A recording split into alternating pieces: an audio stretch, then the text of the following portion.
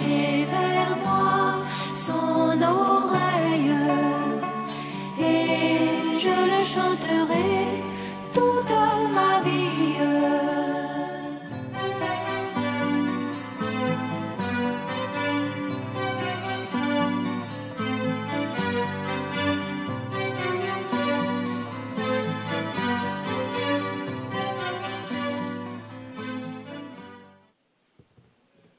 Gloire à Dieu. Gloire à Dieu. Que le nom du Seigneur soit loué. Amen. Nous sommes heureux de savoir que la parole de Dieu donne le pouvoir de transformation pour que nous puissions devenir enfants de Dieu, des fils d'hommes, enfants d'hommes, nés d'Adam. Nous sommes enclins au péché et nous avons des difficultés pour ne pas le faire parce que ça est dans notre nature. C'est inné en nous.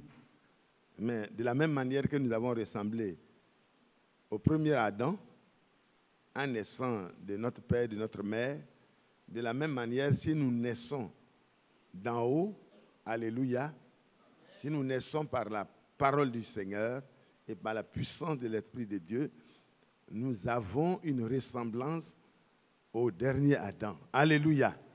Nous allons avoir une ressemblance parfaite à celui qui est le premier-né parmi plusieurs frères. C'est pour cela que nous devons porter nos regards là. Si nous regardons nos faiblesses, nous allons nous décourager nous-mêmes. Mais si nous regardons à celui qui est fort et qui nous a pris en charge, nous a pris vraiment en charge depuis notre origine. Alléluia. Dans la pensée de Dieu, Dieu n'a jamais voulu que toi et moi, qu'il connaissait avant la fondation du monde, nous puissions rester dans l'esclavage. Donc, Golgotha a eu lieu pour cela et chacun de nous doit se réjouir. L'apôtre Paul n'a rien prêché d'autre que Jésus-Christ et Jésus-Christ crucifié. Il a eu plusieurs manières de développer les pans de cet évangile du royaume et tous les apôtres. C'est pour parler de Jésus et de comment l'enfant de Dieu qui est né premièrement enfant d'Adam et Ève, enfant de ses parents, enfant de son ethnie, enfant de son pays, avec tout ce que cela nous donne comme héritage malheureux. Mais quand de ce royaume éternel, la parole éternelle et l'esprit éternel nous amènent à cette naissance, alors nous ne sommes plus des gens limités par le temps. Nous sommes dans ce corps, certes, limité, mais le Seigneur nous donne une autre dimension parce que le royaume de notre Dieu, de notre Père, est un royaume qui ne sera jamais détruit. C'est un royaume éternel et nous sommes destinés à régner avec le Seigneur. Donc il nous fallait cette dimension, cette position, ce statut éternel. Et c'est pour cela que Dieu est devenu un homme. Il est devenu semblable à nous. Il est venu prendre notre place pour que nous puissions pouvoir faire une montée. Amen. Il est venu pour nous ressembler afin que nous puissions lui ressembler. Il est venu pour prendre nos faiblesses afin de nous donner sa force et sa puissance. Amen. C'est ça. Et c'est comme ça qu'il s'est appauvri pour qu'un jour nous puissions marcher dans des rues pavées d'or. Non, je ne vous entends pas. Qui a déjà eu 1 kilo d'or à la maison? Parmi vous et moi. 1 kilo d'or. C'est rare, hein? Peut-être des parents ont ça pour faire les rituels, mais ce n'est pas pour toi. Ce n'est pas vrai? Il y a des familles qui sont un peu riches, c'est gardé, on dit que c'est le trésor de la famille. Là, il peut y avoir plusieurs kilos d'or, mais ce n'est pas pour toi, ce n'est pas pour moi. Ce n'est pas vrai? Tu voles, tu meurs. Tu prends tu as problème, tout ça. Bon, les enfants récalcitrants, ils prennent et puis ils ont des problèmes parce que les démons s'asseyent, ils attendent. Mais vous et moi, nous n'avons pas besoin de ces choses parce que nous allons marcher sur des pavés d'or. Et toutes les rues de notre cité, ce n'est même pas une petite ville comme Abidjan, mais c'est une ville aux dimensions vraiment royales. Il n'est pas calculé, mais c'est des milliers de kilomètres carrés. Et on sera là-bas. Ça sera en haut. Alléluia. Ça va nous éclairer comme le soleil éclaire toute la terre. Alors, vous voyez que c'est un royaume éternel. Et ce n'est pas n'importe qui rentrera dans cette cité-là. C'est ceux qui ont été lavés dans le sang de l'agneau. Ceux qui n'ont pas compté sur leur propre justice, mais qui s'en sont remis à la grâce de Dieu, qui procure à ceux qui ont la foi en Jésus-Christ une justice dont les dimensions sont éternelles. Est-ce que vous n'êtes pas heureux? Est-ce qu'on est heureux? On est heureux. Il y a des lacunes encore, il y a beaucoup de choses. Des frères m'ont dit, il ne faut pas nous demander si on est heureux. Il y a beaucoup de choses qui ne sont pas bien faites encore, donc on n'est pas heureux. C'est vrai. Beaucoup de choses ne sont pas bien faites encore. Mais celui qui a commencé cette œuvre-là, toi et moi, nous n'étions pas là. Et il a fait déjà ce qu'il a fait. Donc, je peux lui faire confiance que malgré les imperfections que l'Église du Seigneur, dans sa généralité, est en train de vivre, je ne peux pas m'empêcher aussi de me réjouir de ce que le Seigneur a déjà fait au milieu de nous, dans ma vie. Si je vais passer le temps à m'attrister sur ce qui n'est pas encore bien fait, je n'aurai jamais de temps pour me réjouir. Parce qu'au moment où toi tu parles, notre bouche là, vous savez, ça nous fait beaucoup de trahison. Il vaut mieux que tout soit consacré à lui et que nous puissions parler moins et demander beaucoup plus au Seigneur pour qu'il termine en chacun de nous, qu'il achève en chacun de nous ce qui reste à achever. Nous serons beaucoup plus utiles de cette manière. Alléluia. Nous sommes reconnaissants. Si je dis je suis heureux, c'est parce que le Seigneur m'a racheté. Si je dis je suis heureux, c'est parce que le sang de l'agneau a été versé pour un coupable comme moi. Si je dis je suis heureux, ce n'est pas parce que tout est parfait déjà. Mais c'est parce que le parfait a pris en charge ma situation et la situation de son Église. Et comme je lui fais confiance, il va vaincre toute résistance en moi et en chacun de nous. C'est ça la raison de ma joie. Que Dieu soit loué. Que son nom soit glorifié. Donc, soyons patients. Ayons confiance jusqu'à l'avènement du Seigneur. Il va tout accomplir en chacun de nous. Et comme il est dit dans Éphésiens 5, à partir du verset 25, vous avez, le Seigneur a un programme. Il va se présenter un jour, une épouse parvenue à la perfection. Sans tache, ni ride, ni rien de semblable, sainte et irréprochable. Est-ce que c'est ce que nous sommes aujourd'hui? Pas encore. Mais est-ce que nous croyons que cela se fera? Oui, oui et oui. L'incrédulité de quelques-uns n'annulera pas la fidélité de Dieu. Dieu est capable. Quand il parle, il est capable. Quand il a parlé à Abraham, les gens pouvaient se moquer d'Abraham. Abraham pouvait se réjouir déjà, bien qu'il soit sec encore comme un bois. Mais il pouvait regarder en haut le support visuel que Dieu lui a donné. Il dit, mais aussi vrai que les étoiles sont dans le ciel, Dieu m'a dit que j'aurai des enfants en aussi grand nombre. Seigneur, merci. Loué sois-tu. On dit, mais de quoi tu parles?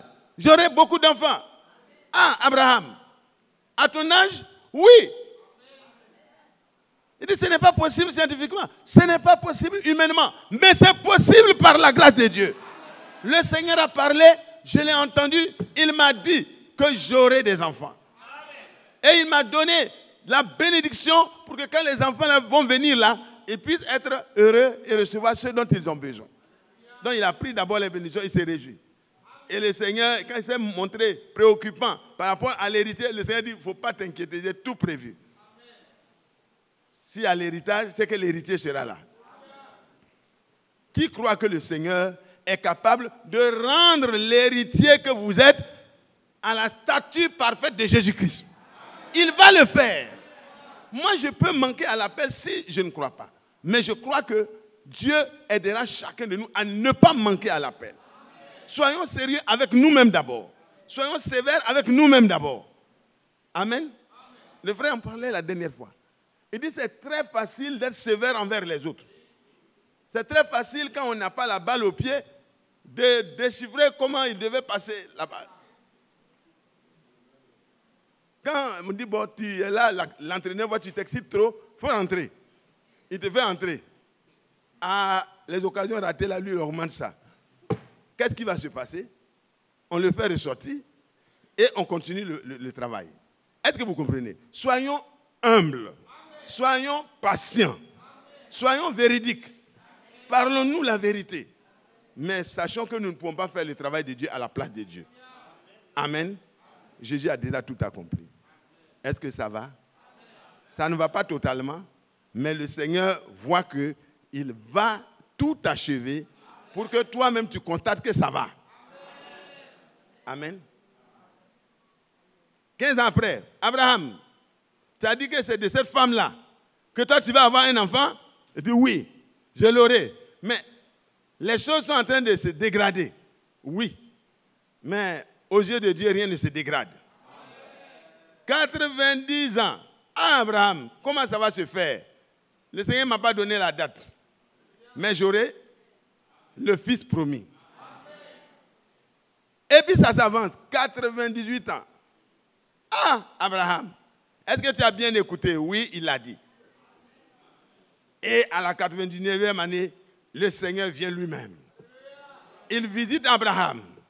Il réitère sa promesse. Et il précise, l'année prochaine, à cette même époque, je reviendrai te visiter et Sarah, ta femme, sera en possession de l'enfant, du fils que je t'ai promis. Est-ce que Dieu a été fidèle? Oui.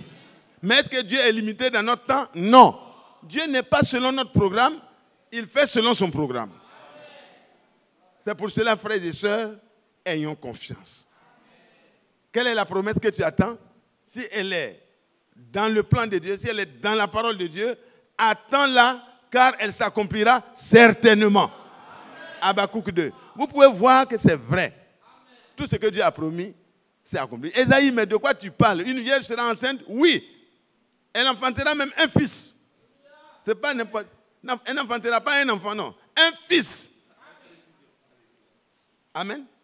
Ça veut dire que ce n'est pas une femme. Un enfant, ça peut être général. Mais il a dit, un enfant nous est né plus tard. Un fils nous a été donné. Clair, précision. Et Michée dit, et toi, Bethléem Ephrata, tu n'es pas la moindre dans les villes de Juda. Parce que c'est de toi. C'est-à-dire la précision est donnée. Que c'est à Bethléem que naîtra le roi qui pètera Israël et dont l'origine est éternelle. Est-ce que vous voyez? Dieu, il programme les choses à l'avance parce qu'il est éternel. Il n'a pas une dimension limitée comme vous et moi. Nous attendons la proclamation des résultats des concours. On s'en va regarder si notre nom est là, on se réjouit. Et si notre nom n'est pas là, on pleure. Mais Dieu, lui, il a la proclamation du résultat avant que l'examen commence. Alléluia. Et si tu souffles que tu es parmi les admis, tu dois sauter de joie. Moi, je suis parmi les admis. Il m'a voté. Il m'a élu avant la fondation du monde. Pourquoi? Pour que je sois saint et irréprochable.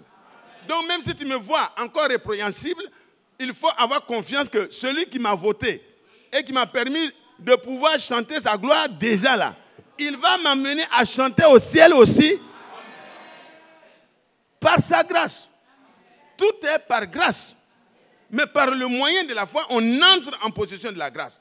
Parce que quand la grâce est accordée à un prisonnier condamné à mort, condamné à vie, bon, ça veut dire toute sa vie, il doit rester en prison. Voyez? Alors, il n'y a que la grâce qui peut le libérer de ça. Et la grâce divine n'est pas comme la grâce présidentielle. La grâce divine, elle est comme l'amnistie. Elle a un effet En tout cas, ça efface tout. Mais pour Dieu là-même, c'est encore plus fort. Ça efface tout le passé, ça efface tout le présent et ça efface tout l'avenir. Ça veut dire que c'est garanti pour toujours. Et quand Dieu fait ça, il te donne la capacité de ne plus retourner aux vices qui t'ont amené à cette condition misérable. Mais souvent, on libère les gens, mais on n'a pas le pouvoir de les changer. Et quand il n'a pas été changé, il va retourner à ses anciennes compagnies. Il n'a même pas de travail. Il est libéré, c'est vrai, mais il n'a pas de travail. Il va se réinsérer comment? Dans sa réinsertion sociale, il va recommencer les mauvaises habitudes. Et puis, après, il va repartir. Donc, le Seigneur ne t'a pas libéré pour que tu repartes un jour dans les cachots de Satan, mais il t'a libéré pour toujours. Une fois pour toutes. Alléluia. Vous voulez qu'on lise cela? Vous voulez voir la dimension de la libération? Nous avons entendu qu'aujourd'hui, c'est la commémoration que les gens ont décidé. Bon, dans leur calendrier et tout, c'est la commémoration de la résurrection du Christ. Nous ne sommes pas littéralement des commémorateurs de Pâques. Et dans certaines ethnies, ce n'est pas que nous, on s'en va faire beaucoup de choses. Ce n'est pas mauvais pour leur ethnie. Mais pour le chrétien, il n'est pas attaché à des dates de fête. Mais quand c'est une date qui correspond à un moment où nous sommes ensemble, bon, on en parle parce que le Seigneur nous a dit que quand on fait la Sainte Seine, on rappelle la mort du Seigneur et sa résurrection certainement, jusqu'à ce que le Seigneur vienne nous chercher. Donc, si c'est l'occasion, comme le frère Franck l'a fait, comme frère Branham l'a fait, de parler effectivement de ce qui est arrivé, vraiment, nous sommes heureux de parler de ce que notre Seigneur a fait. Il a fait vraiment un travail parfait. Un travail, il est dit, il est entré une fois pour toutes dans les lieux saints. Non avec le sang des boucs et des veaux, mais avec son propre sang. Ayant obtenu une rédemption éternelle. Les souverains sacrificateurs de l'ancienne alliance, Samuel sacrifiait quelque chose pour eux-mêmes d'abord demander pardon à Dieu parce qu'ils ont des problèmes eux-mêmes. Et maintenant, quand ils ont pu obtenir la grâce de Dieu, ils s'en vont maintenant pour présenter les sacrifices pour le peuple, afin que Dieu soit apaisé et que le péché couvert par le sang des animaux, Dieu peut avoir communion avec son peuple. Mais gloire soit rendue à Dieu. Gloire soit rendue à Dieu. Tout cela n'était que l'ombre des choses réelles qui vont venir et la réalité est en Christ Jésus. Vous n'avez pas entendu? Ce n'est pas Matthias qui a dit la réalité de tout ce que l'Ancien Testament a eu à faire comme 100 versets.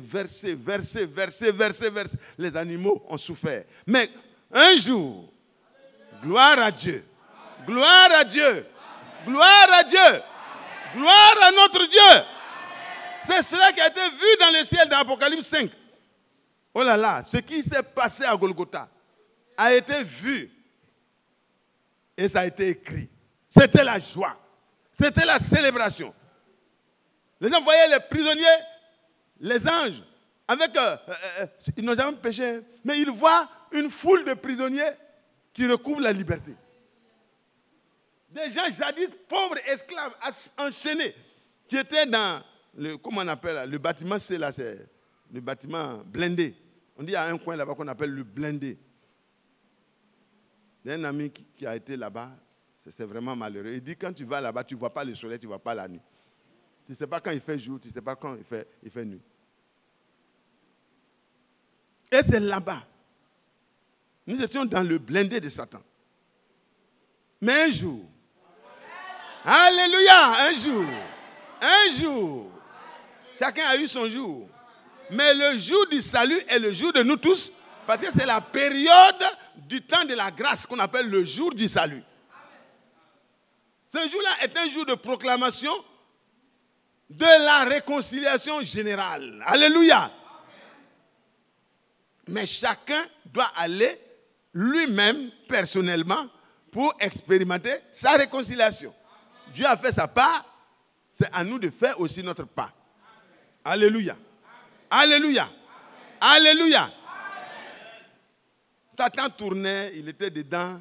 Il dit, désormais, même ceux qui espéraient, je les ai eus. Mais c'était mal compté. Que Dieu soit loué. Mais comme nous avons très peu de temps, nous allons lire les Écritures. Et puis, ce que je dis, c'est les Écritures. Hein. Est-ce que vous voyez? Que Dieu soit loué. Que Dieu soit loué. Nous allons aller rapidement dans Job.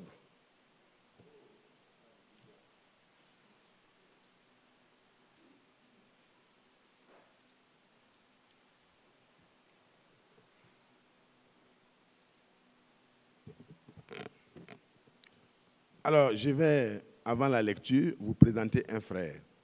Frère Charles, lève-toi.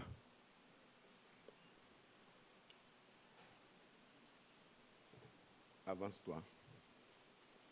Le frère Charles Kayembe, ce n'est pas la première fois que vous le voyez ici. Il est venu il y a un bon moment.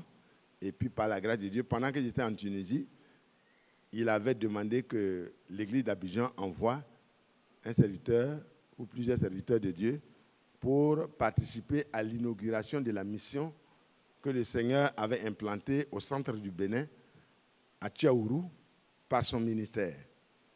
Effectivement, il a mis les moyens que Dieu lui avait donnés avec ceux qui pouvaient soutenir la mission. Il a érigé un beau temple par la grâce de Dieu, dans laquelle la mission, effectivement, nous sommes allés de Tunis.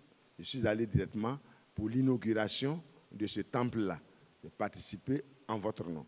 Et par la grâce de Dieu, le travail continue au Bénin, dans cette localité-là, et est en bénédiction à beaucoup de couches, même des musulmans qui sont beaucoup dans cette région. Il y en a qui sont venus à la foi. Amen. Amen. Il est directeur d'une usine de transformation d'anacarde et par la grâce de Dieu, il a employé beaucoup de personnes qui sont devenues des chrétiens parce qu'il avait comme dans le cahier de charge la charge d'amener à la foi tous ceux qui sont dans l'usine. Parce que le propriétaire de l'usine est un chrétien évangélique. Il a dit, ça fait partie du cahier de charge. Si tu n'es pas chrétien, tu n'es pas capable d'apporter la bonne nouvelle, tu ne peux pas diriger mon usine. Lui, il a dit, mais c'est ça même que je veux. Amen. Je ne veux pas être un industriel seulement, mais je veux être quelqu'un qui conduit les âmes à Christ. Pour leur bien-être physique, ils pourront avoir un peu de travail, et pour leur bien-être spirituel, ils pourront connaître Jésus. Donc cet homme, c'est un frère, il est bien connu de frère Isaac. Nous étions hier soir chez le frère Isaac ensemble. Frère Isaac nous dit de vous saluer. Amen. Au nom de Jésus-Christ. Nous continuons à prier jusqu'à son apparition ici, parmi nous, et nous croyons que ça ne saurait tarder avec la grâce de Dieu. Amen. Il vous salue tendrement, il vous salue chaleureusement. Amen. Et ici, notre frère, à la fin, va avoir l'occasion de vous saluer. Amen. Je vous dis quelques paroles de salutation en tant que serviteur de Dieu. Amen. Que Dieu vous bénisse. Que le Seigneur bénisse notre frère Charles, qu'il bénisse le travail qui lui a été confié. Et il aide non seulement l'Assemblée là-bas, mais ailleurs, en Afrique du Sud, en RDC. Il voyage quand le Seigneur lui en donne la possibilité. Que Dieu bénisse notre frère. Frère Charles, Dieu te bénisse. Levons-nous pour la lecture.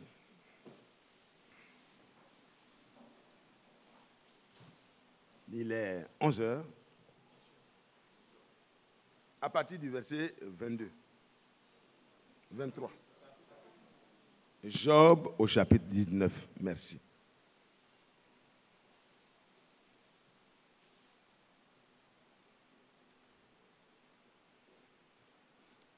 Oh!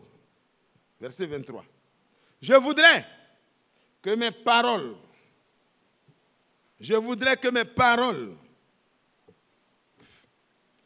soient écrites, qu'elles soient écrites dans un livre. Job, c'est écrit. Que Dieu te bénisse, mon frère Job. C'est écrit pour nous. Je voudrais qu'avec un burin de fer et avec du plomb, elles fussent pour toujours gravées dans le roc. De quoi s'agit-il? De quoi parle Job? Pourquoi il veut que ça soit gravé? C'est de ma rédemption. Mais, je sais, j'ai la certitude que mon Rédempteur est vivant. Est-ce que ça vous réjouit? Mais je sais que mon Rédempteur est vivant. Et qu'il se lèvera le dernier sur la terre. Quand ma peau sera détruite, il se lèvera. Quand je n'aurai plus de chair, je verrai Dieu. Mon Rédempteur est Dieu, je le verrai. Je verrai Dieu. Je le verrai. Il certifie. Pourquoi cet enthousiasme soudain? Je le verrai. Et il me sera favorable. Mes yeux le verront et non ceux d'un autre. Et pour cela, mon âme languit. Mon âme languit d'attente au-dedans de moi. Que Dieu soit loué. Frère Emmanuel, prie encore pour nous. Seigneur, notre Père, notre Dieu, nous sommes heureux. Seulement, entendre cette parole, notre cœur, notre âme se réjouit au-dedans de nous. Utilise ton serviteur. Et comme un canal, la parole de vie soit apportée à ton peuple. Nous attendons à toi. Agis au nom de Jésus-Christ. Amen. Amen. Que Dieu soit loué. Veuillez vous asseoir, s'il vous plaît. Mes frères, mes sœurs, je vais aller un peu rapidement. Si je dois couper, je couperai, je reviendrai. Mais c'est important pour vous et moi. La rédemption est le point central de l'histoire de l'humanité. Parce que quand la chute a eu lieu, dès le commencement là-bas, le seul espoir pour les hommes et même pour la nature, c'est ce qui s'est passé à Golgotha. Le rachat. Le rachat de notre âme est très cher. Et si ce n'est pas le Seigneur, personne ne peut accomplir ce rachat. Vous savez, frère, la souffrance, le frère le disait tout à l'heure, que quand tu n'as pas compris ton sort, quand tu n'es pas condamné, quand tu n'es pas dans une situation de détresse, tu ne comprends pas quel est le sens de la liberté. Mais regardez, prenez Romains. Romains 3. Romains 3. Pourquoi Job peut s'écrier au sujet de la rédemption, que c'est trop merveilleux. Et que même la souffrance dans laquelle il se trouvait, même la mort, même l'extermination de son corps, n'était même pas quelque chose qui pouvait faire obstacle à la joie que cet homme croyant, parce que la rédemption c'est pour les croyants, la condamnation c'est pour ceux qui ne croient pas. Car il est dit, annoncez la bonne nouvelle. Celui qui croira et qui sera baptisé sera sauvé. Mais celui qui ne croira pas décide lui-même sa condamnation. Parce que c'est par la foi c'est par la grâce que nous sommes sauvés. Et le seul moyen d'accéder à la grâce de Dieu, c'est d'avoir foi en ce qu'il nous a dit. Donc ici, nous lisons le verdict, la situation dramatique dans laquelle tout homme se trouve. Écoutez-moi bien, mes frères et sœurs, si vous arrivez à vous revoir dans une telle situation, si vous voyez que vous êtes misérable, quand vous regardez dans le tableau peint par Dieu, si vous vous rendez compte que vous êtes retenu dans une servitude quelconque, sachez que ce n'est pas le moment de désespérer parce qu'il y a une bonne nouvelle. Oh, il y a quelque chose de meilleur que ta souffrance actuelle. Réveillez votre voisin et votre voisine. Parce que ce n'est pas le moment de dormir. On aura le temps de dormir le soir. Nous lisons à partir du verset 9. Romains 3, verset 9. Quoi donc? Sommes-nous plus excellents? Sommes-nous plus excellents? Parce qu'on a reçu le message? Parce qu'on écoute? Non, ce n'est pas suffisant. Sommes-nous plus excellents? Car nous avons déjà prouvé que tous, juifs et grecs, sont sous l'empire du péché. Tous, juifs et grecs, sont quoi? Sous l'empire du péché. L'empire du péché. Est-ce que vous voyez? Quand nous étions à l'école primaire, même au secondaire, vous savez qu'on parle des empires. Dans la Bible même, on parle de l'empire babylonien, l'empire médo-perse, l'empire grec et maintenant l'empire romain qui est dans sa dernière phase en forme de fédération. Les empires se succèdent. Et quand un empire est vaincu par un autre empire plus puissant, tout ce qui est symbole de son empire est emporté par le vainqueur. Et tout ce qui était la puissance de cet empire-là est assujetti pour montrer qu'il y a quelqu'un qui a dominé, qui a vaincu et qui seul doit régner sur tout ce qui était les sujets. Regardez, allez-y avec moi dans Osée. Osée.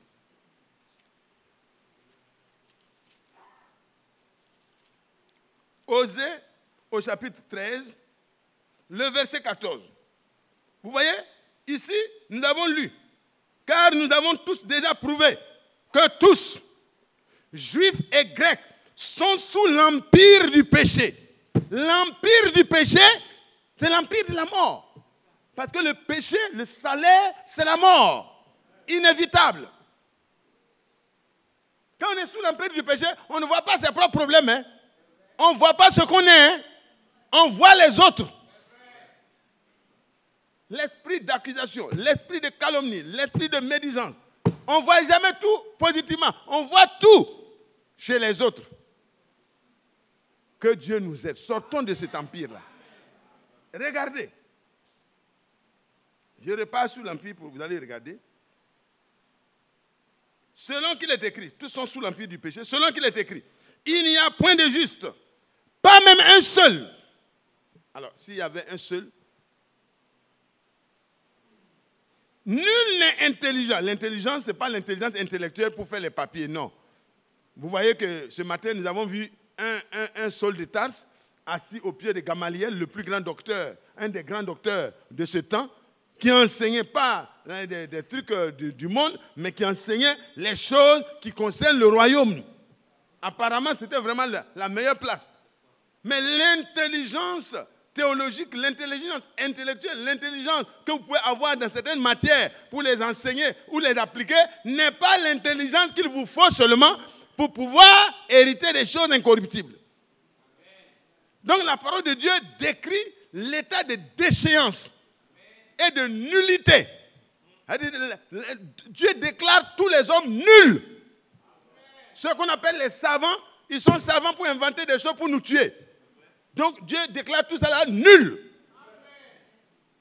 Il dit, nul n'est intelligent. Nul ne cherche Dieu. C'est pas vrai? C'est pas vrai? Quelqu'un dit, j'ai cherché Dieu jusqu'à... Il dit, non, frère, ne parle pas comme ça. Tu n'as jamais cherché Dieu. C'est Dieu qui t'a cherché. Où étais-tu quand le Seigneur mourait au calvaire? Tu étais où? Dans quelle église? C'est lui qui nous a cherchés. En tant que le souverain berger, il nous a cherchés jusqu'à ce qu'il nous trouve. Continuons. Tous sont égarés. Voici le verdict. Tous sont égarés. Tous sont pervertis.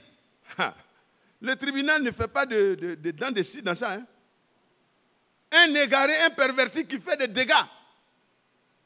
Mon frère Lova. Un égaré, un perverti comme moi, qui fait des dégâts partout. Mais quel est son sort? Mais Dieu ne peut pas faire d'acception de personne. Notre sort, c'est la condamnation.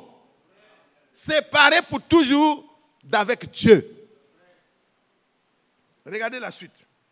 Tous sont égarés, tous sont pervertis. Il n'en est pas un qui fasse le bien, pas même un seul. Ils se servent de leur langue, ils utilisent la langue. À la convention, le frère a parlé de la langue. La langue doit être tenue en bride, la langue doit être transformée, la langue doit être domptée, la langue doit être purifiée. Elle doit être utilisée maintenant pour intercéder et non pour crucifier les frères. Si tu dois être sévère, si tu dois être très sévère, si tu dois juger sévèrement, juge-toi toi-même. Regarde dans ta maison. Regarde le désordre qui est dans ta maison. Regarde le désordre qui est dans ta vie. Regarde le désordre qui est dans ton travail. Regarde ce qui se passe. Est-ce que tout est parfait? Si tout n'est pas parfait, commence par toi-même. Que je commence par moi-même. Que je sois sévère envers moi-même. Que la poutre de mon œil, de ma vie, puisse être ôtée. Et alors, je serai associé de Dieu et je pourrai aider un frère, une soeur. Pas dans les calomnies, pas dans les réprimandes, mais dans l'amour et dans la vérité professée. On ne dit jamais que vous ne devez plus rien dire, non.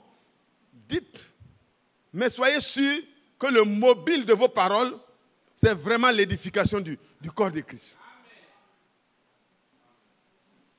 Qu'est-ce qui se passe? Voici l'empire duquel le Seigneur est venu nous délivrer là. Regardez bien, si vous pouvez sortir de ce culte après avoir entendu ce bon message que le frère a donné ce matin. Et puis, vous êtes vraiment prêts à vous déclarer le pur. Je suis le frère, et ça fait longtemps que je suis dans le message de la fin des temps. Je crois au ministère du prophète. Je crois au ministère du serviteur fidèle et prudent. Je suis un frère régulier dans les écoutes. Je suis. Et puis je ne suis pas comme cela. Voilà comment d'autres se regardent. Mes frères et sœurs, nous devons comprendre que maintenant est le temps favorable pour rentrer en nous-mêmes et nous condamner et nous asseoir dans la poussière pour attendre le secours du Seigneur. Si nous sommes allés prendre notre baptême en causant avec les amis, et puis c'est ça qui montre ce que tu continues d'être. Mais aujourd'hui, l'occasion t'est donnée de comprendre ton sort, ton misérable sort, ta misérable situation. Ne te réjouis pas. L'apôtre Jacques dit, sentez votre misère et pleurez. Que vos jours de joie se changent en jours de deuil et de tristesse. Pourquoi? Regardez la situation. Il n'en est un. Voyez, tous sont égarés, tous sont pervertis. Il n'en est aucun qui fasse le bien. Pas même un seul. Leur gosier est un sépulcre ouvert. Ils se servent de leur langue pour tromper. Ils ont tous sous les lèvres un aspic de venin. Ce n'est pas les autres, c'est moi. Quand la Bible parle là, c'est moi. C'est à moi, Matthias, que la Bible s'adresse. C'est à moi, hein, frère. Que chacun aille regarder ce que sa langue a fait comme destruction. Un aspic de venin. Ce qui sort de ta bouche, ça détruit. C'est à quel moment tu vas te repentir pour que Dieu change ta vie et change ta langue. Tu peux déclarer beaucoup d'années d'existence dans le message. Mais si cette existence dans le message n'a pas été profitable pour changer ton comportement et ta vie et ton langage, c'est que tu dois te ressaisir aujourd'hui et profiter du temps de la grâce. Jésus-Christ n'est pas seulement mort pour tes péchés, mais il est ressuscité. Alléluia. Oh, il est mort à cause de moi, mes péchés, de ce que je suis là. C'est à cause de cela. Et il est ressuscité. Continuons. Oh, que Dieu soit loué. Ils ont sous leur langue un venin d'aspic. C'est-à-dire quand ils parlent, ça sort en même temps. Pour aller détruire. Non. Tout ça doit être conquis par le Seigneur. Leur bouche est pleine de malédictions et d'amertume. Ils ont les pieds légers pour répandre le sang. Ça peut ne pas être le sang, on égorge pour... Non, mais quand tu as de la haine dans ton cœur contre un frère, contre une soeur, quand tu ne vois que des choses négatives dans la vie d'un frère et d'une soeur, quand tu ne vois que la condamnation qui peut sortir de ta bouche contre un frère, contre une soeur, c'est que tu es dans une position de meurtrier. Et le Seigneur ne veut pas que tu sois meurtrier parce qu'il n'y a pas de place pour le meurtrier dans le royaume. C'est encore le temps favorable. C'est aujourd'hui encore le jour que Dieu utilise pour sauver. Donc ce n'est pas tard. Personne ne peut venir trop tard pour le moment. Frères et sœurs, ressaisissons-nous. Ne portons plus les regards sur les autres. Portons un regard critique, sévèrement critique, sur nous-mêmes. Parce qu'on ne vient pas à la croix pour regarder les autres. Hein. Quand vous partez dans la maison, dans l'ancienne alliance, quand vous partez, vous voyez beaucoup de personnes qui viennent avec les animaux. Mais chacun ne vient pas pour regarder. Celui qui est venu là, il va dire quoi? Il écoute. Ah, lui, il a fait quoi? Il vient dire quoi? Mais c'est entre lui et son Dieu. Toi aussi, tu es venu avec ton animal, mon ami. Il faut aller terminer pour toi. Si chacun de nous s'en va et se réconcilie avec Dieu, en sortant, nous serons réconciliés les uns avec les autres. Amen. Que Dieu soit loué. Et donc, voici la situation. Ils ont les pieds légers pour répandre le sang. La destruction et le malheur sont sur leur route. Ils ne connaissent pas le chemin de la paix. La crainte de Dieu n'est pas devant leurs yeux. Amen. Ils ne connaissent pas le chemin de la paix. Là où ils passent, ils créent des problèmes. Ce n'est pas de leur faute. Il faut rencontrer le prince de la paix. Et c'est à partir de là qu'on peut apporter la paix. Quand tu arrives dans une maison, ce n'est pas le fait de dire que la paix soit avec vous. Non. Il faut que toi-même tu sois porteur de la paix pour apporter la paix. Il y a un missionnaire, je ne sais pas si c'est Baranowski, frère Baranowski ou c'est quel frère, il dit, on s'en va, on dit, oh, que Dieu vous a, que la paix soit avec vous. Et soi-même, on n'a pas la paix. Il dit, soi-même, on n'a pas la paix et on veut donner la paix aux autres. Non. Que Dieu nous aide. Amen. Je crois que Jésus est venu pour solutionner tout cela. Allons dans Osée, comme nous avons. Osée, voilà l'empire du péché. Il dit, au verset 14, je les racheterai de la puissance du séjour des morts. Je ne vous entends pas. Après le triste tableau qui a été dépeint là, comment tu vas sortir de là, condamné déjà? Il n'y a pas un seul qui soit juste. Personne ne va ressortir du tribunal en balançant les mains. On a condamné les Mathias là, et puis moi je suis libre. Non. Toi et moi, nous sortons, nous rentrons dans le même cargo et nous partons vers la même destination.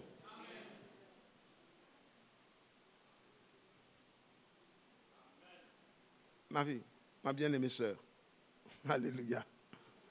Mon bien-aimé frère, mon bien-aimé frère, les serviteurs de Dieu, peut-être que vous êtes mieux. Hein? Personne. Et le Seigneur dit quoi? Il se présente. Et Job a vu ça. Il se présente et dit, je les racheterai de la puissance du séjour des morts. Je les délivrerai de la mort. Ô mort, où est ta peste? Ô séjour des morts, où est ta destruction? Et Job a vu ça longtemps avant. Et il a pu, du milieu de la souffrance atroce dans laquelle il se trouvait, il a vu qui? Il a vu une grande église. Il a vu le temple de Jérusalem. Il a vu le souverain sacrificateur de ce temps. Il a vu les grands docteurs de la loi. Il a vu le Rédempteur. Et il va s'écrier quoi? Je voudrais que mes paroles que je vais dire là fussent écrites et qu'elles fussent écrites dans le livre. Je voudrais qu'avec un burin et du plomb, un burin de fer et du plomb, elles fussent pour toujours gravées dans le roc. Mais je sais que mon Rédempteur est vivant. J'ai la certitude que le pouvoir du royaume, de l'empire de la mort, l'empire du péché, le Seigneur est venu et il a réglé pour toujours le compte de l'empereur. L'empereur du péché, l'empereur de la mort, c'est Satan. Et à cause de toi et moi, Dieu n'est pas resté sur son trône. Dieu est devenu un homme. Il a eu un corps de chair. Hébreu 2 le dit, on va le lire au fur et à mesure rapidement. Hébreu 2, voyez, il est écrit.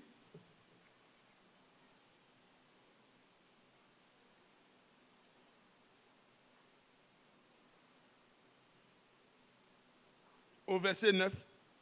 Mais celui qui a été abaissé pour un temps, pour un peu de temps, au-dessous des anges, Jésus, nous le voyons couronné de gloire et d'honneur à cause de la mort qu'il a soufferte, afin que par la grâce de Dieu, il souffrit la mort pour tous.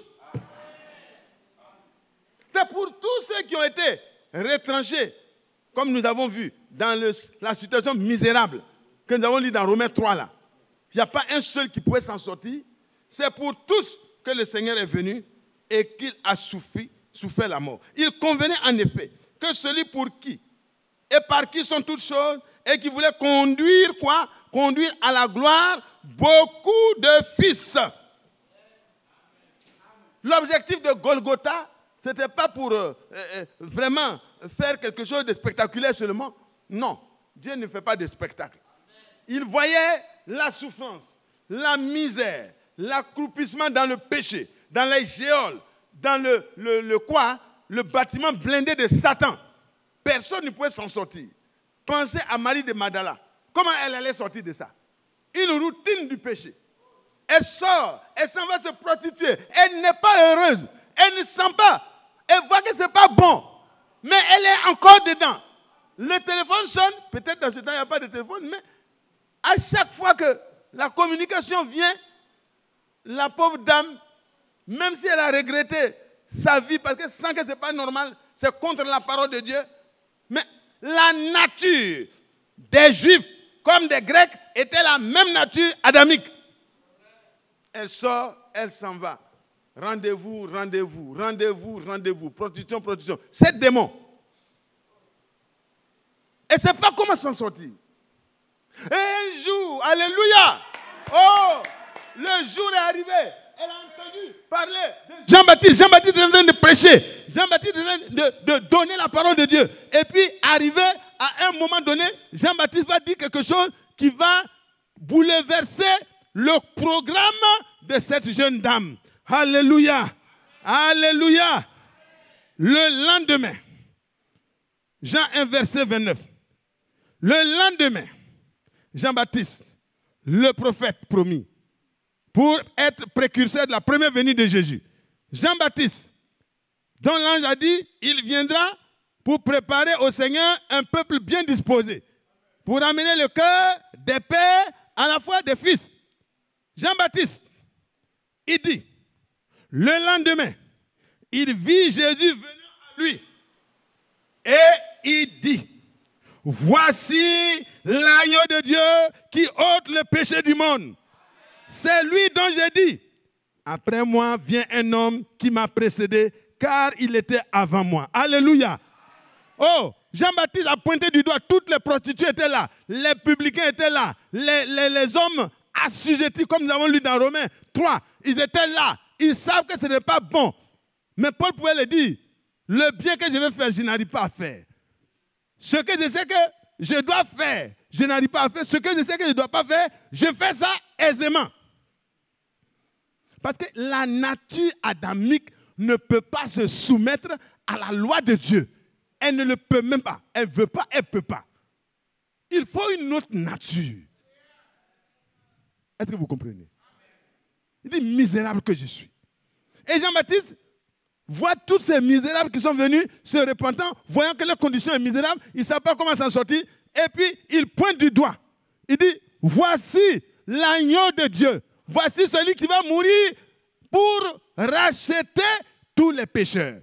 Et il pointe du doigt, voici l'agneau de Dieu, celui qui ôte le péché du monde. Oh là là, je ne sais pas si elle était à ce rendez-vous. Je ne sais pas si Zachée a eu ça par rapport ou bien par audition directe.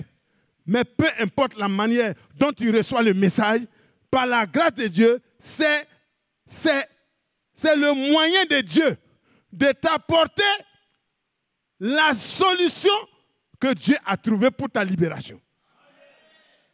Il entend, il dit, qui? L'agneau de Dieu. L'agneau de Dieu, c'est qui? Jésus de Nazareth. Il dit quoi? Je vais aller écouter. Elle s'en va écouter.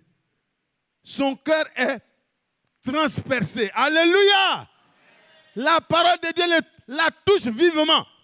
Elle court. Pendant que Jésus était en réunion chez les gens qui étaient vraiment des grands religieux, elle pénètre dans la maison. Elle pénètre sans permission parce qu'elle avait un problème. La condition dans laquelle elle était telle qu'elle ne peut pas continuer à être sous l'empire du péché et de la mort. On lui a montré l'agneau de Dieu. L'empereur céleste est venu pour détruire tout le pouvoir de Satan. Et elle court rapidement se réfugier. Elle tombe au pied de Jésus. Elle commence à pleurer, à pleurer, à pleurer, à pleurer. Pourquoi elle pleure? Elle pleure sur sa mauvaise vie. On ne peut pas continuer à être indifférent dans notre mauvaise conduite et puis penser que l'enlèvement va nous trouver dans une bonne condition. Frère, arrêtez de parler des autres. Arrêtons de parler des autres. Commençons à parler de nous-mêmes.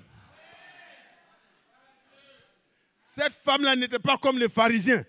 Oui, je suis un tel. Je paye la dîme. Je jeûne 2 fois par jour, par semaine. Et puis, il a commencé à citer tous ses bienfaits. Et puis, au lieu de s'arrêter là au moins, une autosatisfaction ne conduit pas à la vie. Hein? Mais il va commencer à accuser. Il dit, je ne suis pas comme ce monsieur qui est là, qui se tient là. Sa tête est baissée parce qu'il sait ce qu'il fait. Et dans la maison de cet homme de Dieu aussi, quand la femme était en train de pleurer au pied du Seigneur, elle est en train de pleurer, les gens sont assis dans l'église, c'est le jugement des autres qui les appartient. Frères et sœurs, tu n'es pas venu ici pour juger les autres. Tu es venu pour te regarder dans le miroir de Dieu, dans la parole de Dieu. Laisse la parole de Dieu te sonder, transpercer ton cœur pour que ta vie change. Le temps de la grâce est encore là. Le jour favorable est encore là. Pourquoi vas-tu aller en enfer avec beaucoup de connaissances? Non. La connaissance sans l'amour du Seigneur, sans l'esprit du Seigneur qui donne l'amour, elle tue, elle enfle. Oh, que Dieu soit loué. Notre sœur est allée au pied de Jésus. Elle a pleuré, elle a pleuré, elle a pleuré. Beaucoup de larmes sorties de ses yeux ont mouillé et lavé les pieds de Jésus. Ses cheveux qu'elle entretient avec beaucoup de peine, elle utilisait ça autrefois à d'autres fins. Mais désormais, elle a trouvé l'agneau de Dieu qui ôte le péché du monde. Elle dit désormais, ma vie, mes cheveux, mes pieds, ma bouche, tout ce que je suis, je le consacre à Jésus. Et elle a pris sa grosse bouteille de parfum. Le parfum, quand elle partait, elle a pris son parfum. C'est avec ça elle se parfumait et les hommes sentaient ça. Elle a dit, oh, tu veux passer même l'odeur t'attire. C'est qui passe? Lui, c'est Marie de Magdala. Oh là là, très dangereux. Elle a pris ça. Elle est allée au pied de Jésus. Ah, donc vous suivez bien. Que Dieu vous bénisse. Que Dieu vous bénisse. Alléluia. Elle est allée au pied. Quand elle a fini de pleurer, de verser ses larmes, elle a pris elle a défait sa chevelure. Hein, ma fille? Ma soeur en Christ, Dieu te bénisse. Alors ma soeur Sarah détache ses cheveux. Et elle prend ses cheveux, elle nettoie la poussière. Vous voyez, la boue, puisque les larmes ont fait de la poussière de la boue. Et elle a pris ça, elle a nettoyé la boue des pieds du maître. Elle a pris le parfum. Elle n'a pas osé mettre sur la tête. Elle a versé sur les pieds du Seigneur. Oh là là! Et voilà un faux frère qui était assis dans l'église. C'est l'argent qui l'intéresse. Il est assis là. Quand on met l'argent dans il prend un peu. Il s'en fait ses affaires. Frères et sœurs, parlez de ce que vous savez. Parce que le Seigneur seul connaît tout ce qui se passe dans la vie de chacun. Occupe-toi de ta partie. Ils sont en train de... Pendant que la femme pleure sur sa situation, ils sont en train de... Oh, si Jésus était vraiment le prophète, oh là là, il ne laisserait même pas cette femme s'approcher. Il a dit, arrête! Femme, ne t'approche pas de moi. Je suis le Saint d'Israël. Non! Le Seigneur a dit, je suis venu chercher et sauver ceux qui étaient perdus. Il n'est pas venu pour les bien portants, mais il est venu pour les malades. La plus grave maladie, c'est le péché. Parce que ça te coupe la communion avec tes parents, tes frères. Quand tu te comportes mal, c'est mauvais. Mais surtout, la communion avec Dieu. Elle était dans une maladie destructive. Elle pleure. Pendant qu'elle pleure, des gens trouvent moyen de la condamner à cause de son passé récent. Arrêtez ça. Le jugement appartient à Dieu. Le jugement appartient à Dieu. Vous n'avez instruit aucun dossier. Vous n'avez qu'une partie et vous jugez. Vous allez vous retrouver en train de voir le juge suprême prononcer l'acquittement. Ah, je me demande ce procureur-là, tous ces grands procureurs qui étaient assis, qui étaient en train de délibérer déjà. Oh, cette espèce de femme n'aurait même pas dû avoir l'opportunité de s'approcher s'il était vraiment le Saint d'Israël, s'il était vraiment même un prophète, un simple prophète. Il n'aurait pas permis à cette femme. Le Seigneur qui connaissait dans leur cœur, il connaît dans ton cœur. Dans Jean 2, le verset 23, il est écrit que plusieurs vinrent à Jésus parce qu'ils ont vu les miracles, ils ont vu les grandes choses qui se passaient dans le message qu'il portait. Ce n'était pas son apparence qui attirait les gens, c'était la puissance de Dieu qui était en train de confirmer la bonne nouvelle promise depuis le jardin d'Éden. Les gens se rendaient compte que s'il n'est pas le Messie, s'il n'est pas Dieu qui vient lui-même pour les sauver, les paralytiques ne peuvent pas se lever. Les lépreux ne peuvent pas être purifiés. Les aveugles ne peuvent pas voir. Les signes étaient que quand cela serait, quand Jean-Baptiste a envoyé pour dire, est-ce que c'est toi le Christ ou bien alors on doit en attendre un autre? Il n'a pas dit, c'est moi. Il dit, les aveugles voient. Les paralytiques, les bateaux marchent. Les lépreux sont purifiés. Les pauvres peuvent entendre la bonne nouvelle parce que les gens vendent l'évangile. Mais là, les pauvres peuvent entendre la bonne nouvelle. Mais heureux celui pour qui ce ne serait pas une occasion de chute. Quand il a fini de parler, le prophète comprend le langage biblique. Il a dit, je peux m'en aller en paix. On a coupé sa tête. Oh là là. Celui qui était plus que tous ceux qui sont nés d'hommes. Oh là là, en ce temps-là, c'était la passerelle entre l'Ancien Testament et le Nouveau Testament. C'était merveilleux. On lui a coupé la tête. Son âme est allée tout droit. Alléluia. Alléluia. Alléluia. Alléluia.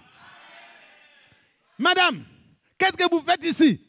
Pendant que tout le monde savait dans leur tête que Jésus, s'il est Jésus, il devait pouvoir chasser cette femme, le Seigneur prononce. Le juge suprême, celui qui a le pouvoir de pardonner sur la terre, de pardonner même au ciel. Celui qui dit et la chose arrive. Celui qui ordonne et la chose existe. Il va prendre la parole après que leur pensée était mauvaise à l'égard de cette pauvre personne. Il dit, quand je suis venu dans ta maison, quelle a été ton attitude, etc. Maintenant, il se tourne vers la femme. Il a dit, les nombreux péchés de cette femme que vous voyez là, je les lui pardonne.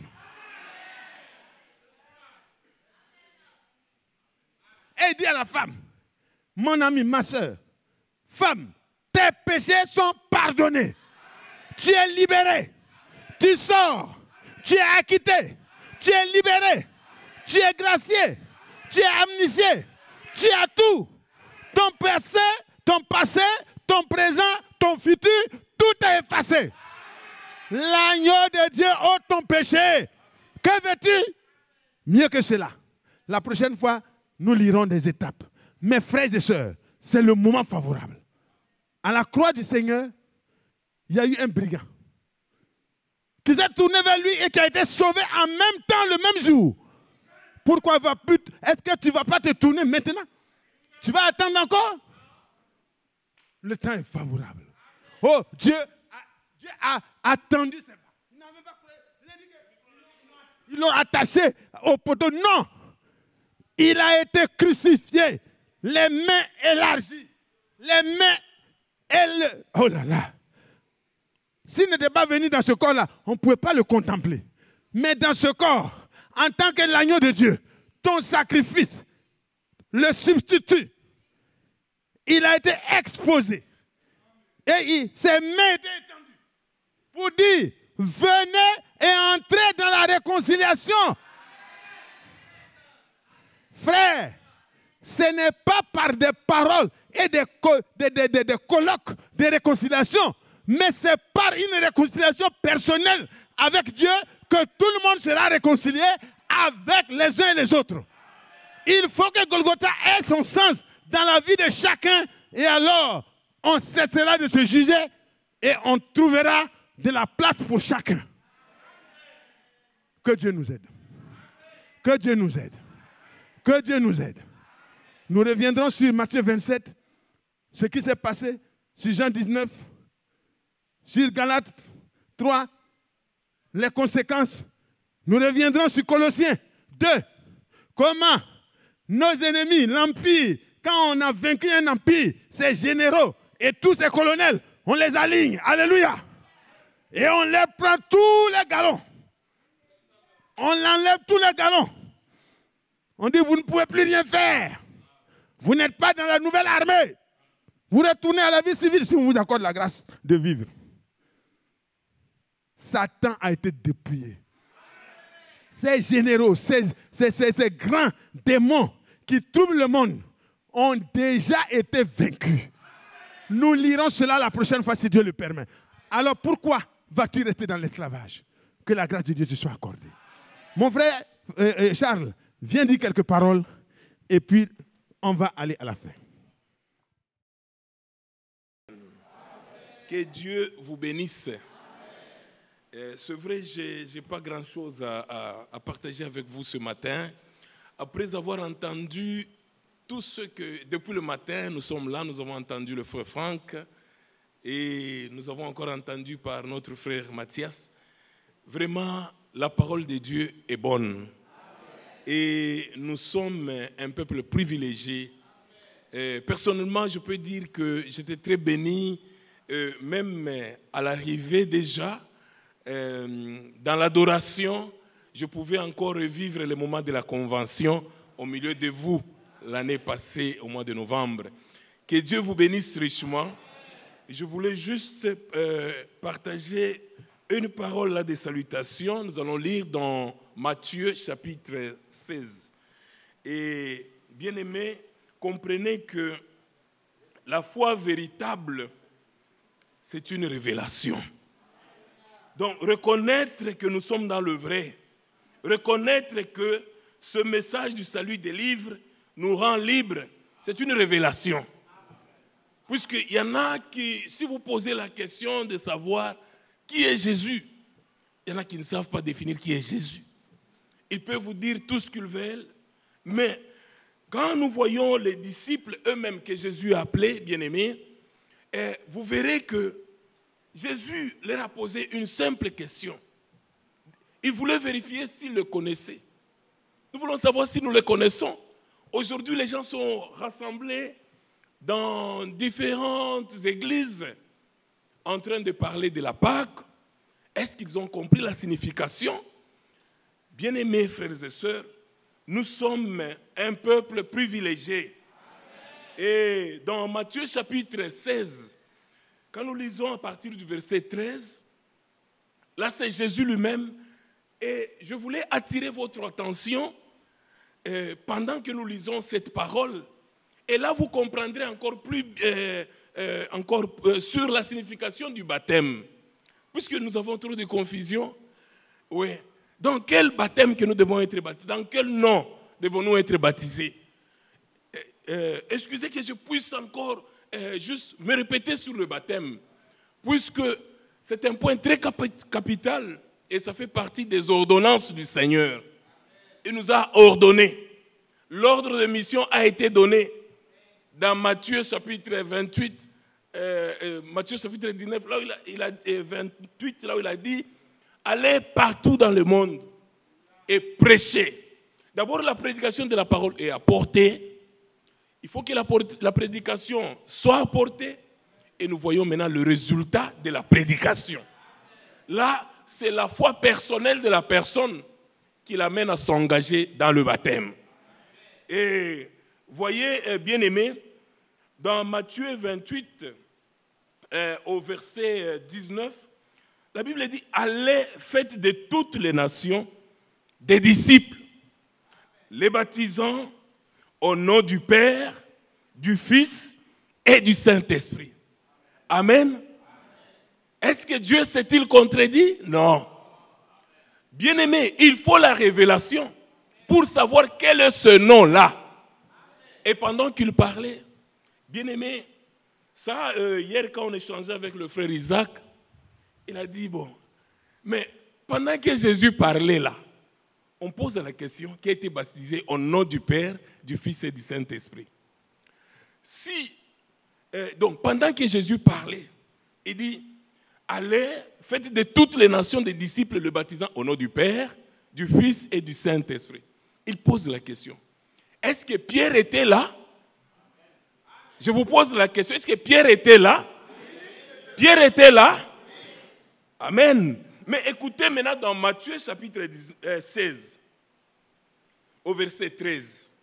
Jésus étant arrivé dans le territoire de Césarée, de Philippe, demandant à ses disciples, « Qui suis-je au dire des hommes, moi le Fils de l'homme » Ils lui répondirent, « Les uns dirent que tu es Jean-Baptiste, les autres disent que tu es Élie, les autres Jérémie ou l'un des prophètes. » Alors Jésus, quand il a entendu cela, il dit, bon, laissons d'abord les autres. Et ils ont le droit de dire tout ce qu'ils veulent de moi. Ils peuvent appeler les prophètes, mais moi j'aimerais savoir, vous qui venez, vous là qui entendez. Il dit, et vous, leur dit-il, qui dites-vous que je suis? Amen. Ça ne concerne plus les autres. Ce qu'ils disent de Jésus, ça ne nous concerne pas. Mais nous voulons savoir qui est Jésus pour nous. Et Simon-Pierre répondit, tu es le Christ, le Fils du Dieu vivant. Amen. Ça c'est Simon-Pierre qui a entendu et qui a compris ce qu'était Jésus-Christ. Il dit que Jésus est le Fils de Dieu. Il est le Christ, le Fils de Dieu vivant. Amen. Et à la résurrection, Jésus s'adressait aux 11 là, parmi lesquels il y avait Pierre. Il était là. Jésus dit, allez partout dans le monde. Faites de toutes les nations des disciples. Pas vos disciples à vous. Des disciples, le baptisant au nom du Père, du Fils et du Saint-Esprit. Amen. Bien-aimés, c'est là où on nous a lu. Voyez Pierre qui se tient là, le jour de la Pentecôte. Il a commencé à prêcher. Et quand les gens ont entendu la parole, la Bible dit, ils eurent le cœur vivement touché. Là, nous sommes dans Actes chapitre 2, verset 37, vous descendez. Et ils demandèrent à Pierre et aux autres apôtres, que ferons-nous? Amen. Et il leur a dit, repentez-vous et que chacun de vous soit baptisé au nom de Jésus-Christ. Amen. Pierre était parmi les gens à qui le Seigneur a donné cet ordre de mission, cette commission d'aller. Quand il a entendu, il est allé baptiser au nom qui lui a été révélé, le nom de Jésus. Bien-aimé, il y avait aussi Philippe, il est allé en Samarie. Nous sommes dans Actes chapitre 8. Il arrive en Samarie et quand beaucoup ont accepté Christ, bien-aimé, il les a baptisés au nom de Jésus. Et nous pouvons encore voir Pierre quand il a été invité dans la maison de Corneille et que les gens ont reçu la parole dans Actes chapitre 10. Et ils ont reçu la parole, bien-aimés. Et ils ont reçu, après avoir reçu la parole, le Saint-Esprit est venu confirmer leur foi. Et Pierre a ordonné. Il a ordonné. Il dit, nous allons lire ça dans Actes chapitre 10. Actes chapitre 10. Nous sommes au verset... Voilà, nous sommes au verset 44. Comme Pierre prononçait encore ces paroles, le Saint-Esprit descendit sur tous ceux qui écoutaient. Amen. Puisqu'ils écoutaient attentivement, ils écoutaient en étant touchés par le cœur, pas par la tête, bien-aimés. Et tous les fidèles qui étaient là circoncis, ils s'étaient posé des questions, comment ils s'étaient étonnés comment le don du Saint-Esprit était aussi descendu sur les païens.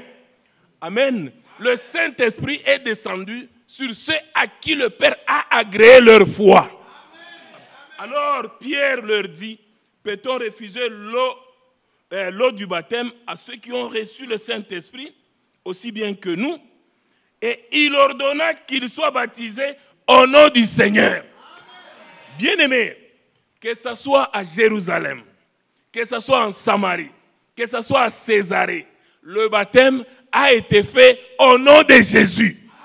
Que ce soit par Pierre, que ce soit par Philippe, que ce soit par Paul, tous ont baptisé au nom de Jésus.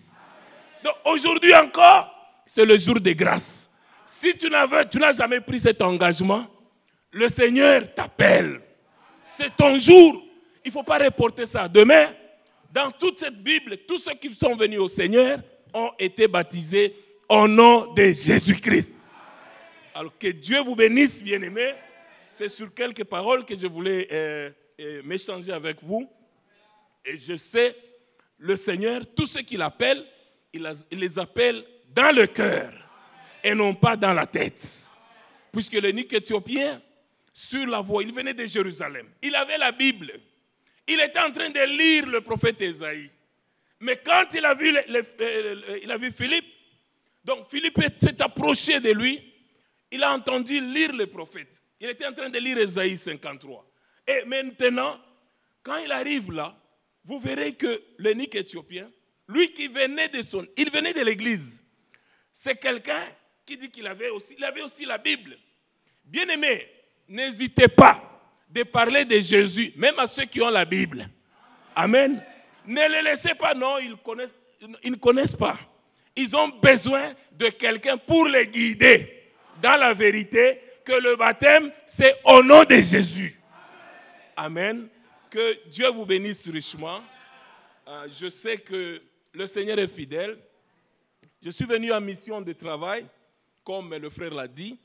Et dans ce voyage, je tenais à rencontrer l'homme de Dieu. Donc ce qui a été fait hier, et mon cœur était dans la joie. Et nous avons partagé longuement la parole de Dieu. Il nous a exhortés pendant une affaire de 30 à 40 minutes. C'est lui qui nous exhortait toujours. Et nous étions bénis. Nous avons quitté à 21h moins chez lui. Que Dieu vous bénisse richement. Et gardons la foi. Le Seigneur revient bientôt. Lui qui a fait la promesse est fidèle. Nous aussi, gardons la parole. Que Dieu vous bénisse. Est-ce que je peux apporter vos salutations à vos bien-aimés du Bénin? Que Dieu vous bénisse richement. Dieu soit loué.